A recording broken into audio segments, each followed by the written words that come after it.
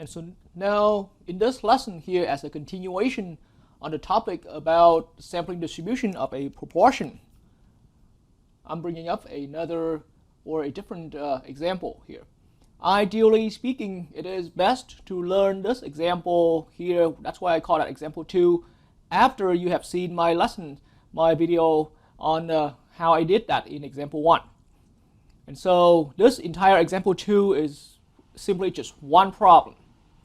And so let's now spend some time reading the wording description of this example. And of course, we are going to apply our understanding from the general lecture about the sampling distribution of a proportion into solving this problem right here. And so now it is an actual true story, but allow me to hide the name of these the land site and all of those towns like that. But it was a true story back then that a river got polluted with lead poison that came out from a lead mine nearby.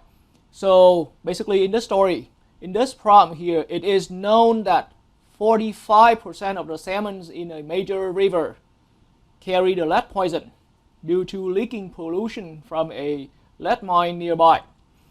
And as I said again, allow me to hide the name of where the place and what the river was. But so right from this first sentence right here, then we recognize for ourselves already some proportion.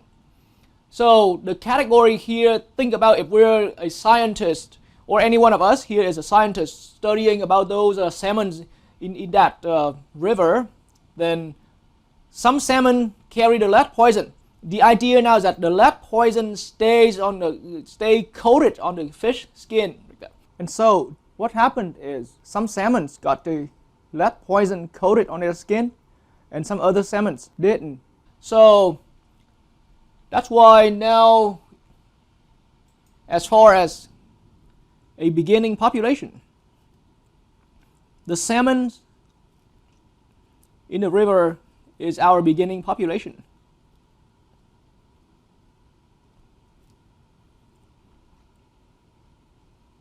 So we're looking at the salmon in the river.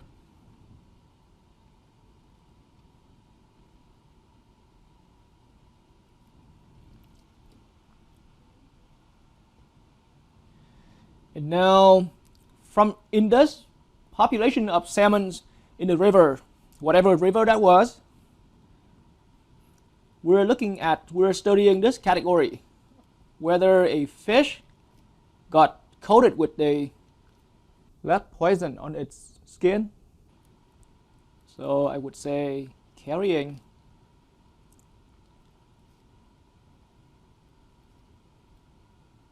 the lead poison. Okay, so again, as a clarification, this category here is simply we're looking for whether any fish in particular carry the lead poison on its skin or not. And so for that category, now scientists already found for us that we know that 45% of the salmon in that river is carrying the lead poison here. So this proportion here, this percentage here is now understood as a population proportion.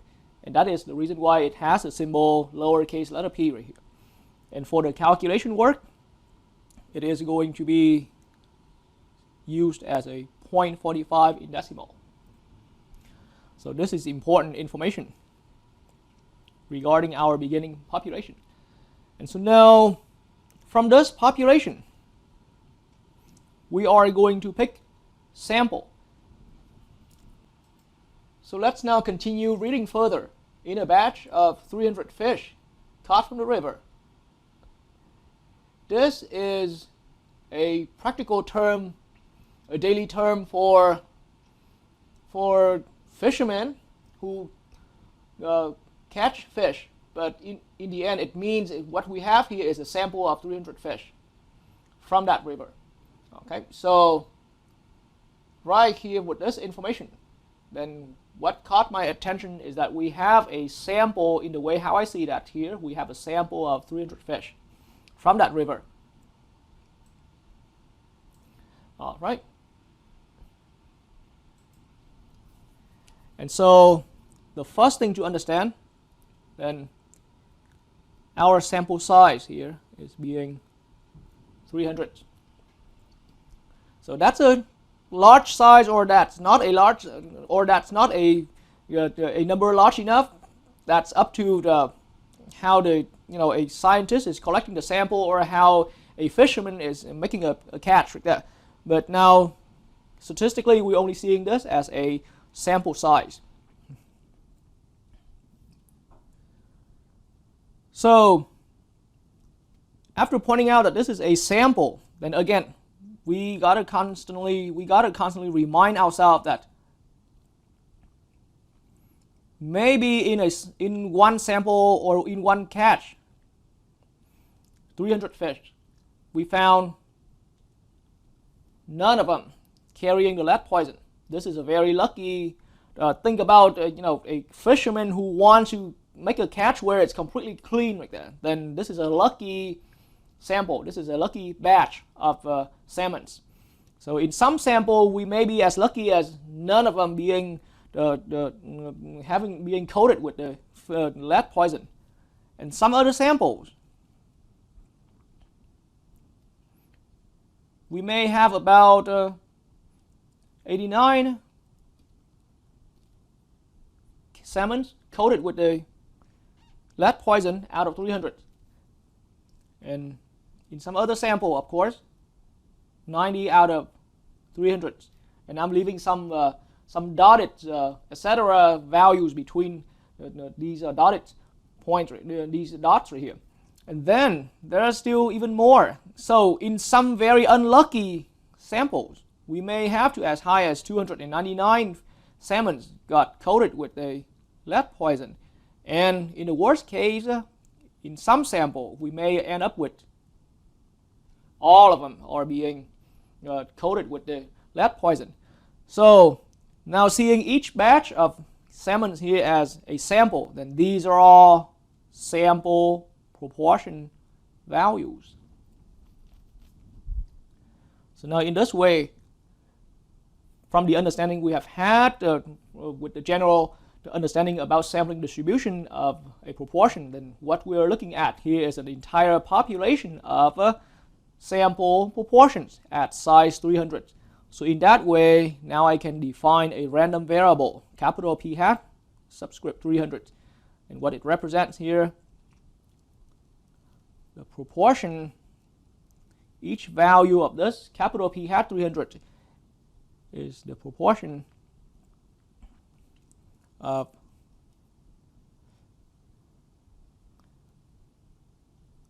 salmons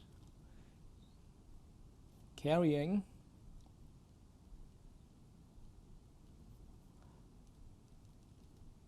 the lead poison.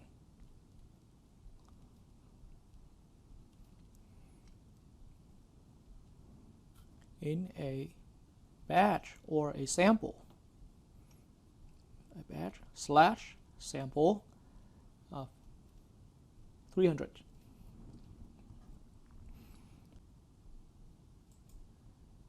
And so now let's further read the wording description of the problem here.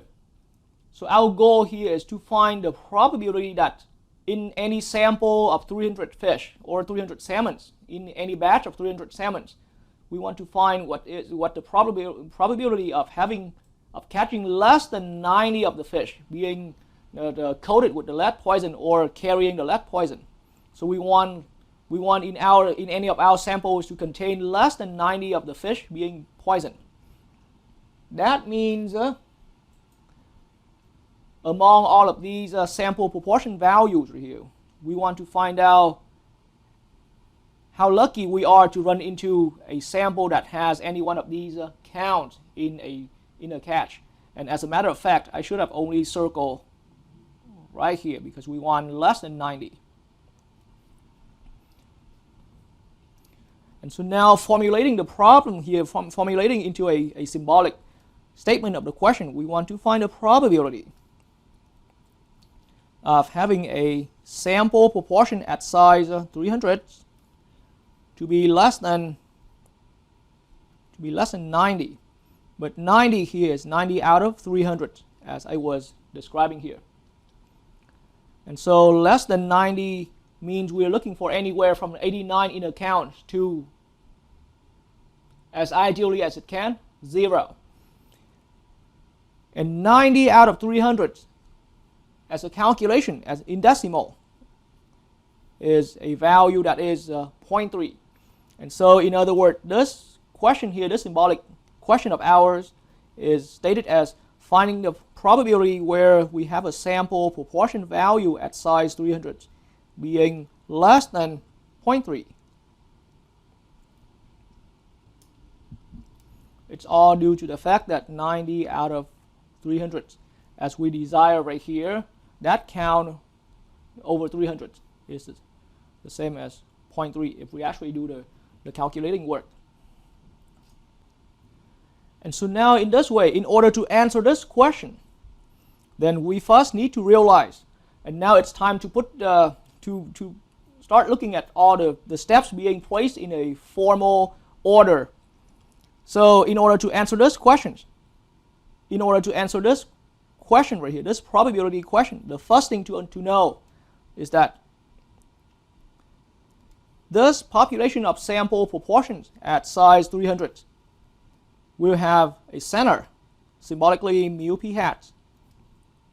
And mu p hat, in this case, for this population, for this distribution of sample proportions, will equal exactly 0.45. And this is due to mu p hat, to the understanding that mu p hat will equal to p.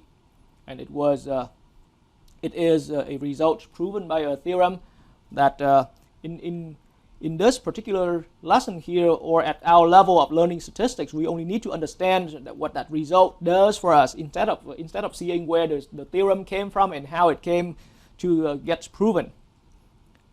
So after finding center of this population of sample proportions, we are now going to find the average spread, the population standard deviation of all sample proportion values. And so this can be done as easily as setting up the quotient 0.45 times 1 minus 0.45 and divided that by the sample size 300. And then at the last step, we're taking the entire quotient there inside a square root. And this formula setup here is due to the understanding that sigma p hat on any sampling distribution of sample proportions can be found by the known p times 1 minus p and divided by n, and put that quotient inside a square root.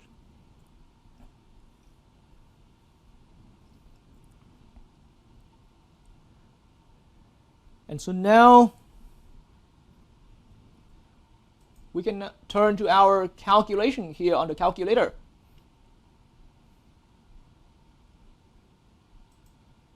.45 times 1 minus 0.45, close the parentheses, and divide that by the sample size being 300. But this is not the end of this is not the final answer for sigma p hat yet. We need to put this answer in a square root. So square root of the preceding answer. And so now this is our final sigma p hat value right here. So when we're back on our writing board, I'm going to round this value to 4 decimal places. But for anyone learning from this lesson, make sure you watch for your own rounding requirements in every problem that you're doing on sigma p hat. So that means our sigma p hat, the average spread of this population, is going to be 0.0287. And so now formally as the next step after viewing carefully all of the explanations I've delivered in example 1, then we now need to decide whether we can answer this question by putting this population on a bell curve data. Or in other words, we want to find out whether this population can be a normally distributed population. So the way to decide that, or the way to determine that, we're going to go 300 being our sample size. We will multiply that sample size with the known population proportion. So 300 times 0.45. The calculation here, 0.45 multiplied with 300 comes out with a product being 135.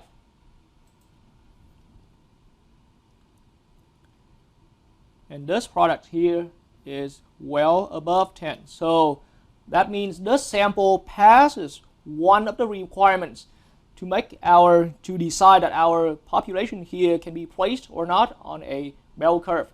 But we still have one more requirement to check right here. So from the same sample size being 300 salmons caught from the river, we're going to multiply that with 1 minus 0.45. So I purposely wrote that in a way there where there's a order of operations being involved here. But so 1 minus 0.45 is basically just 0.55 at the end right here. So what we're looking at is 0.55 times 300. Let's find out what that product is going to turn out to be on the calculator. So on the calculator, I'll go 1 minus 0.45. Gladly, the calculator I'm using here is strong enough to do an all-in-one command like this. And then we're multiplying that with 300. And that comes out with a product being 165. So this product here comes out 165. And that tells me that this sample size also passes that requirement, the other requirement. So now the same sample size, this sample size of 300 salmons caught from the river passes the two requirements. That now will make this population of sample proportions here legally on a bell curve. So having our sample size passing the two requirements here will automatically make our population here to be placed on a bell curve data. So now the center of this bell curve will be, of course, 0.45, because that is where sigma p hat is located, is for. Sigma p hat for this bell curve can be noted somewhere around. So I tend to put that next to the bell curve here, so 0.0287. And now in this way, once we have successfully determined that this population can be placed on a bell curve, any value left and right of this 0.45, the center here is a value of the random variable capital P hat 300. High values are over here to the right, low values are on the left. And so now in that way, we want to find the chance. We want to find the chance where our P hat 300, any value on this line right here, we want to find the chance that P hat 300 is below 0.3. So 0.3 is a value somewhere to the left of the bell curve center currently. So 0.3 must be placed somewhere on the left-hand side. And further, the inequality of the probability question is asking for less than. So now I'm going to make a shading even further to the left and completely to the left-hand side of 0.3. And so now all of a sudden we realize we're back to a bell curve problem. And in our responsibility that remains, we only need to find out how big that area on this bell curve is. And so now the next step here, I am going to find the z-score of this value 0.3. So 0.3 minus 0.45, the value subtract the center of the bell curve, and we're dividing that by this sigma p hat right here, or the standard deviation on your current bell curve, 0.0287, and that, yes, will be the z-score. The z-score reflecting this value 0.3 relative to this, to the data on this bell curve. And so now on the calculator, 0.3 minus the bell curve center 0.45, and now we're going to divide that by 0.0287. This is the z-score for the value 0.3 on this bell curve, negative 5.2264, and a lot longer. So when we're back on the writing board, I will be writing down the z-score, this z-score, in 2 decimal places. And make sure when you're doing your own problem to check for the rounding requirements of every z-score over here. So now my z-score here is concluded to be negative 5.23 in 2 decimal places. And so now upon finding the z-score for this boundary value, or for this limit value right here, what we realize the kind of problem we have here is we want to find the probability where our sample proportion value falls into an interval of values here. And here, namely, we want less than 0.3. And so now that probability, and we clearly realize that we're working with a bell curve data.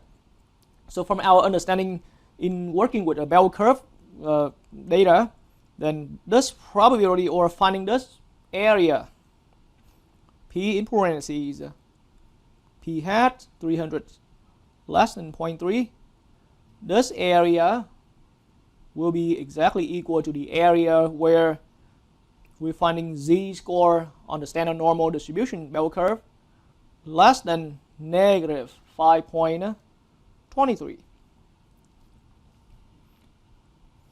And so now to find this exact answer, the area on the z-curve, or the standard normal distribution curve, where z-score falling below negative 5.23, then it's just a matter of finding this answer. It's just a matter of running our normal CDF command. And I'm assuming that anyone viewing this lesson agrees with me that we're using the TI the calculator here. But this is not the only way to get the answer for that. If you're using a calculator other than the TI calculator, there should be a command, a syntax somewhere that does the similar functionality as the normal CDF command in the TI 83 or 84 calculator. So on my calculator, second variables that will bring up all of the distribution functions. Now I'm going to look for normal CDF, which is the next option down on the list right here. I'll select enter. So the area on the picture is shaded to the left. That means it does not have a lower end. So now with the calculator, we have to indicate that as negative 1E99 right here. And the upper end, not this value, but negative 5.23 is the upper end. So on the calculator, negative 1E99, negative 1E99, and then the upper end is negative 5.23. And then again, for any of the students who study with me, I always want my students to default this command to 0 for mu and 1 for sigma right here. So everything here is in respect to z-score. And so now, and for anyone who is using a TI-84, an older TI-84 or a TI-83 or even older, then after retrieving the normal CDF command, you won't see a menu as like earlier, but instead you're seeing the direct command being printed right on your home screen, where with an opening parentheses and a blinking cursor. So just simply type in your values as how I illustrated earlier.